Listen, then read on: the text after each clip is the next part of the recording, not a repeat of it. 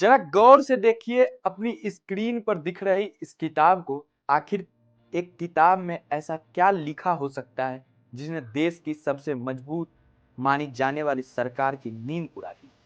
क्या स्याही से लिखे कुछ पन्ने किसी सरकार के लिए इतने खतरनाक हो सकते हैं कि संसद की कार्यवाही को महज 14 मिनट के अंदर रोकना पड़ जाए? आज पूरा देश यही सवाल पूछ रहा है। ये महज एक किताब नहीं बल्कि एक ऐसा टाइम बॉम्ब बन गया है जिसकी टिक टिक 2 फरवरी 2026 को संसद भवन में सुनाई दी थी। मामला तब गरमाया जब विपक्ष के नेता राहुल गांधी ने सदन में पूर्व army chief general Manoj Mukund Naravane की उस किताब का जिक्र कर दिया जो अब तक बाजार में रिलीज भी। नाम है 4 स्टार्स ऑफ डेस्टिनी। जैसे कि राहुल गांधी ने इस किताब के हवाले से सरकार की नाकामियों का जिक्र किया, संसद में भूचाल आ गया। स्पीकर ओम बिरला ने पढ़ने पर रोक लगा दी। गृह मंत्री अमित शाह और राजनाथ सिंह ने तुरंत आपत्ति जताई। मैं सिर्फ इसमें से 5 लाइन पढ़ना चाहता हूं। यही नहीं है करना चाहते हैं। वो स्वयं कह रहे हैं कि पुस्तक प्रकाशित नहीं हुई, उन्हें स्वयं स्वीकार। सरकार का कहना है कि ये सब बिना सबूत की बातें हैं और इससे सेना की गरिमा को चोट पहुंच रही है। लेकिन सवाल यह है कि अगर ये झूठ है तो सरकार इतनी परेशान क्यों? आखिर इस अप्रकाशित किताब के पन्ने में ऐसा कौन सा राज दफन है? आज हम इसी रहस्य को पर्दे से उठाने जा रहे हैं। ये किताब जनरल एम नरवणे के 40 साल के सैन्य करियर का निचोड़ है। याद रखिए, जनरल नरवणे दिसंबर 2019 से अप्रैल 2022 तक भारतीय सेना के प्रमुख रहे थे। ये वो दौर था जब भारत की सीमाओं पर हालात सबसे ज्यादा नाजुक थे। वैसे तो यह किताब साल 2024 की शुरुआत में ही छप जानी थी, ऑनलाइन बुकिंग भी शुरू हो चुकी थी, लेकिन अचानक रक्षा मंत्रालय से मंजूरी न मिलने के कारण इसे रोक दिया गया। जब जनरल से इस देरी पर सवाल पूछा गया तो उन्होंने मुस्कुराते हुए बस इतना कह दिया कि मेरा काम लिखना, अब आगे का काम प्रकाशक का है कि वो परमिशन कैसे लेती है। मैंने अपना काम कर दिया, किताब लिख दी, बाकी जो होगा सो होगा। और उनकी ये किताब अब उस पुरानी शराब की तरह होती जा रही है जो वक्त के साथ और भी ज्यादा नशीली और शायद सरकार के लिए कड़वी होती जा रही है।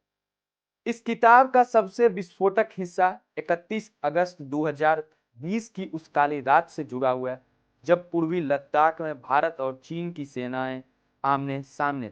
लीक हुई रिपोर्ट और कारवा मैगजीन के मुताबिक जनरल नरवणे अपनी किताब में लिखते हैं कि उस रात रेचिनला इलाके में चीनी टैंक भारतीय चौकी के इतने करीब आ गए थे कि दोनों सेनाओं के बीच का फासला लगभग खत्म हो चुका था।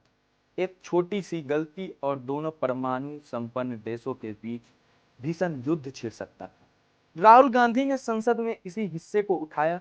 उनका सवाल था कि उस बेहद नाजुक वक्त में क्या सरकार ने सेना को साफ आदेश दिए थे? किताब के लीक हुए अंशों का दावा है कि जब चीनी टैंक आगे बढ़ रहे थे तो जनरल नरवणे ने रात के वक्त रक्षा मंत्री राजनाथ सिंह को फोन मिला और पूछा कि सर आदेश क्या है, और जवाब क्या मिला? जनरल कथित तौर पर लिखते हैं कि उन्हें कहा गया कि जो आपको ठीक लगे वो कर लीजिए। जनरल नरवणे ने अपनी किताब में इस वाक्यों को हॉट पोटैटो कहा। मुहावरे की भाषा में इसका मतलब है एक ऐसा गर्म आलू जिसे कोई हाथ में नहीं लेना चाहता है, यानी जिम्मेदारी से पल्ला झाड़ लेना चाहता है। यहीं से बहस शुरू होती है। सरकार के समर्थक का कहना है कि यह सेना को ऑपरेशनल फ्रीडम देना, यानी मौके पर फैसला लेने की आजादी। लेकिन विपक्ष का आरोप है कि सरकार ने फैसला लेने का पूरा बोझ सेना के कंधे पर डाल दिया ताकि अगर कल को युद्ध छिड़ जाए या कुछ गलत हो जाए तो नेता अपनी जिम्मेदारी से बच सके। भारतीय सैन्य इतिहास में यह शायद पहली बार है जब कोई पूर्व आर्मी चीफ अपनी ही सरकार के राजनीतिक फैसलों और राजनीतिक समझ पर इतने तीखे सवाल उठा रहे हैं।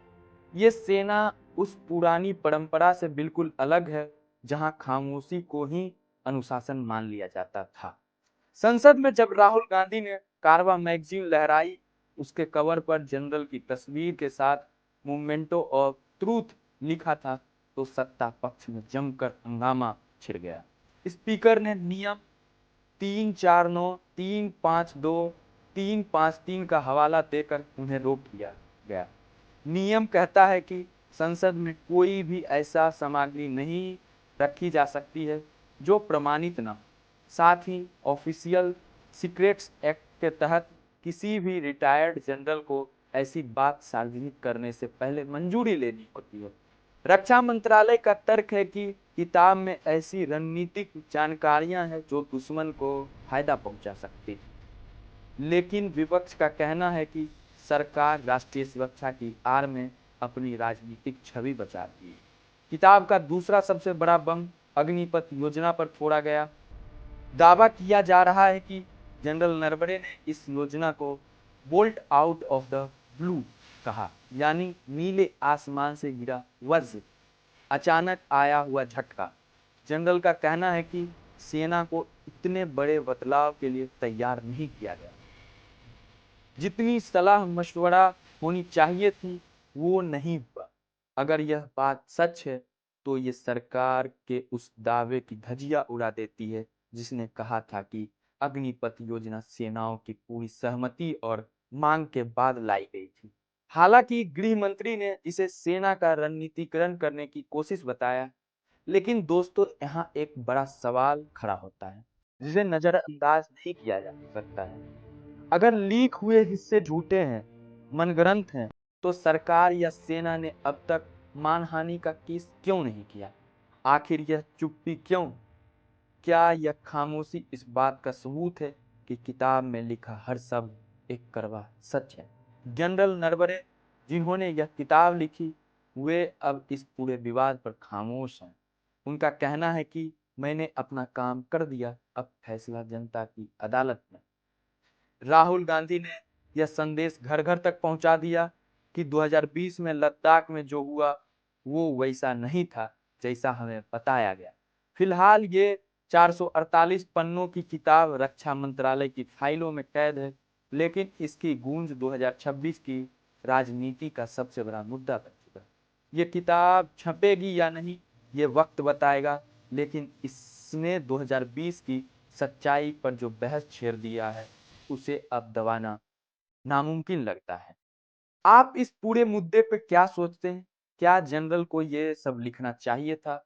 अपनी राय कमेंट बॉक्स में जरूर लिखें और देखते रहें संदेश संगम।